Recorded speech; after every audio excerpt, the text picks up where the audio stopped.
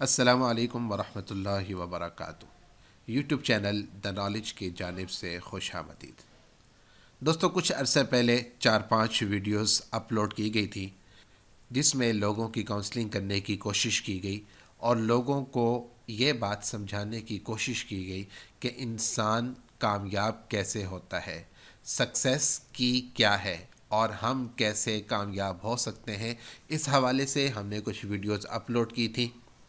اسی سلسلے کی ایک اور کڑی آج آپ کے سامنے پیش کی جا رہی ہے، جس میں عام طور پر جو لوگوں کو مسائل درپیش ہوتے ہیں کہ لوگ کوئی بھی کام کرتے ہیں، ناکام ہو جاتے ہیں اور وہ پریشان ہو جاتے ہیں کہ ہماری ناکامی کی وجہ اور ناکامی کی اصل کیا ہے۔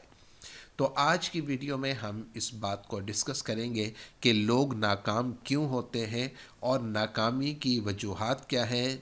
تو دوستو، یہ ویڈیو دیکھتے ہوئے اگر آپ کو ہماری ویڈیو اچھی لگے تو چینل کو سبسکرائب کرنا اور اپنے دوستوں سے شیئر کرنا مت بھولیے گا۔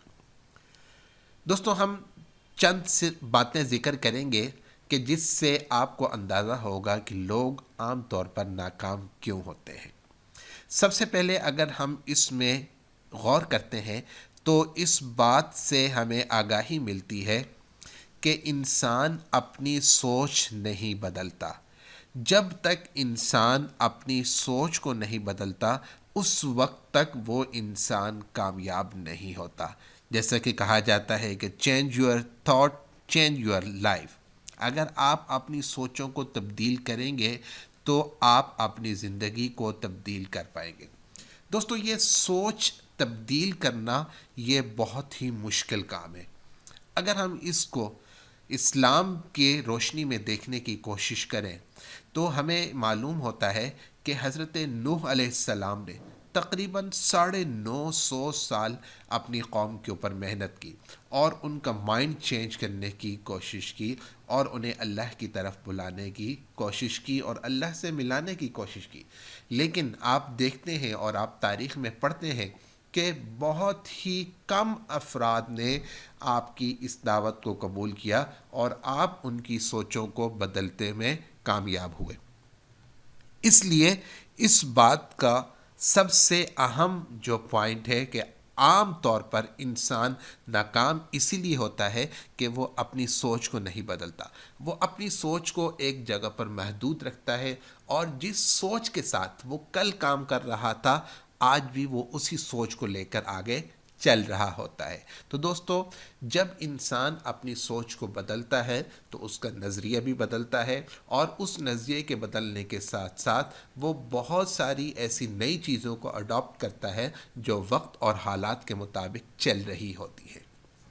دوسری چیز جو زیادہ اہم ہے کہ عام طور پر انسان جب کوئی کام کر رہا ہوتا ہے تو اس کے پاس اس کام کرنے کا مقصد ہی نہیں ہوتا کہ میں یہ کام کر کیوں رہا ہوں، اس کام کے حصول کا مقصد کیا ہے۔ مثال کے طور پر ہم پڑھ رہے ہیں لیکن ہمیں نہیں پتہ ہوتا کہ ہم یہ کیوں پڑھ رہے ہیں۔ ہمیں یہی نہیں پتہ ہوتا سب سے پہلی بات کہ ہماری زندگی کا مقصد کیا ہے، اور وہ اس لیے نہیں ہے کہ ہمیں آگے کچھ حاصل نہیں کرنا ہوتا، بلکہ وہ اس لیے ہوتا ہے کہ ہم خود سے سوچنے کی عادت نہیں ڈالتے کہ جو کام ہم کر رہے ہیں اس کا ہمیں فائدہ کیا ہے۔ عام طور پر آپ نے دیکھا ہوگا کہ جس چیز کی اس وقت معاشرے کے اندر یا سوسائٹی میں ڈیمانڈ چل رہی ہوتی ہے لوگ اسی کی طرف بھاگنا شروع کر دیتے ہیں، اور اگر 4 سال بعد 8 سال بعد 10 سال بعد اس چیز کی مانگ ختم ہو گئی تو آپ تو فارغ، آپ کے پاس تو کچھ بھی نہیں ہے، آپ کے پاس تو کوئی سکل نہیں ہے، آپ کے پاس تو ہنر نہیں ہے۔ جس چیز کی سکل اور ہنر آپ کے پاس تھی وہ تو 4 سال کے لیے تھی، وہ تو 8 سال کے لیے تھی، تو آپ نے اسی چیز کو اپنا مقصد بنا لیا، حالانکہ اس کا جو رزلٹ تھا اس کے اوپر آپ نے کبھی غور ہی نہیں کیا۔ آپ نے اپنے دماغ کو مجبور ہی نہیں کیا کہ وہ کچھ سوچے کہ اس کام کا رزلٹ کیا ہوگا۔ میں اگر انجینئر بن رہا ہوں تو اس انجینئرنگ کا سکوپ کیا ہے، میں کہاں تک چل سکتا ہوں۔ اگر میں ڈاکٹر بن رہا ہوں تو مجھے ڈاکٹر کی کون سی فیلڈ کو فالو کرنا چاہیے کہ جس میں مجھے فائدہ بھی ہو اور میری زندگی کا کوئی مقصد بھی حاصل ہو۔ تیسری چیز ہمارے پاس پاور آف موٹیویشن ہی نہیں ہے. اور دوستو موٹیویشن کا تعلق یعنی آپ کے اندر کو تحریک دینا، آپ کے اندر جس کو ہم روحانیت بھی کہہ سکتے ہیں، اس کو جھنجھوڑنا، اس کو جگانا، اس کو بیدار کرنا کہ وہ کچھ دیکھے، وہ کچھ سمجھے، وہ کچھ سوچے. اور اس پاور آف موٹیویشن کا امارت اور غربت کے ساتھ کوئی تعلق نہیں ہے. امیر ہو غریب ہو، اس کا موٹیویشن کے ساتھ کوئی تعلق نہیں ہے. اگر ہم بات کریں پاکستان کی کہ ہم پاکستان میں رہتے ہیں، تو دوستو یہ ہمارے لیے بہت ہی فخر کی بات ہے کہ پاکستان ایک نظریاتی ملک ہے، اور اس نظریاتی ملک کے پیچھے ایک پوری ہسٹری ہے، ایک پوری تھاٹ ہے. اور وہ جو تھاٹ ہے وہ اللہ تعالیٰ کا قرآن ہے، اللہ تعالیٰ کا پیغام ہے. اگر ہم اس تھاٹ کو، اس اللہ کے قرآن کو، اس اللہ کی کتاب کو اپنے ساتھ جوڑ لیں تو دوستو انسان کبھی بھی پیچھے یا ناکام نہیں ہو سکتا. جو شخص اس کتاب کا مطالعہ کرتا ہے وہ انسان ضرور بضرور اس سے رہنمائی حاصل کرتا ہے اور وہ کامیابی کی سیڑھیوں پر چڑھتا جاتا ہے. تو دوستو جب آپ سوچ بڑھاتے ہیں تو آپ کا لیول بڑھنا شروع ہوتا ہے، اور جب آپ کسی چیز کے بارے میں سوچتے ہی نہیں ہیں، اپنے آپ کو موٹیویشن ہی نہیں دیتے، اپنے آپ کو تحریک ہی نہیں دیتے کہ آپ کسی چیز کے بارے میں سوچیں، تو پھر وہ چیز کیسے بہتر ہو سکتی ہے؟ اس لیے عام طور پر کہا جاتا ہے کہ آپ اپنی سوچ کو مثبت بنائیں. منفی سوچ اپنے دماغ سے نکالیں تو دیکھیں گے کہ خود بخود جنید بغدادی پیدا ہونا شروع ہو جائیں گے. تو دوستو ذہانت اتنی اہم چیز نہیں ہے کہ اگر کوئی ذہین ہے تو وہی کامیاب ہو سکتا ہے. بڑے بڑے ذہین ایسے دیکھے ہیں جو ناکام ہوتے گئے، اور بڑے بڑے ایسے لوگ جن کا ذہانت سے دور دور تک کوئی واسطہ نہیں، وہ بہت ہی آگے بڑھ گئے. اور وہ آگے کیوں بڑھے؟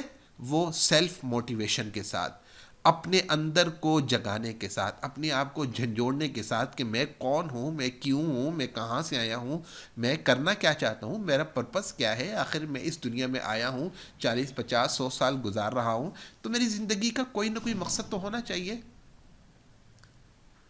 اسی طرح ہم لوگوں کے پیچھے عام طور پر بھاگتے رہتے ہیں کہ جو لوگ کر رہے ہوتے ہیں ہم اسی کو فالو کرنا شروع کر دیتے ہیں.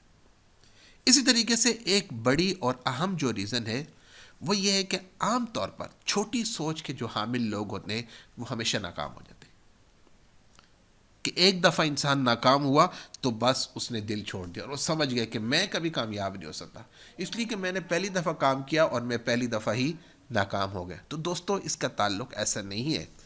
آپ جب اپنے آپ کو پہلی دفعہ ہی ہار ماننے ہوئے اپنے آپ کو گرا دیں گے تو دوستو آپ کبھی خود کھڑے نہیں ہو سکیں گے، اس لیے کہ آپ نے اپنے آپ کو ہی گرا دیا، اپنے آپ کو ہی نہیں سوچا کہ میں دوبارہ کھڑا ہو سکتا ہوں. تو وہی بات جو میں پہلے کر چکا ہوں کہ آپ کے اندر پاور آف موٹیویشن ہونی چاہیے. آپ اپنے آپ کو موٹیویٹ کریں، خود کریں، دوسروں کی طرف مت دیکھیں. اور ایک بڑا ہی پیارا محاورہ ہے کہ سوچ بڑی تو منزل بڑی، فکر مسدود کا مطلب چھوٹی تو منزل محدود. آپ جتنا بڑا سوچیں گے اتنی بڑی منزل آپ کو ملتی جائے گی، اور اگر آپ اپنی فکر کو سکیڑتے جائیں گے، چھوٹا کرتے جائیں گے تو آپ کی منزل بھی محدود ہوتی جائے گی. انگریزی کا ایک محاورہ ہے، if you keep doing the same thing you will get the same result, if you want different result do something else.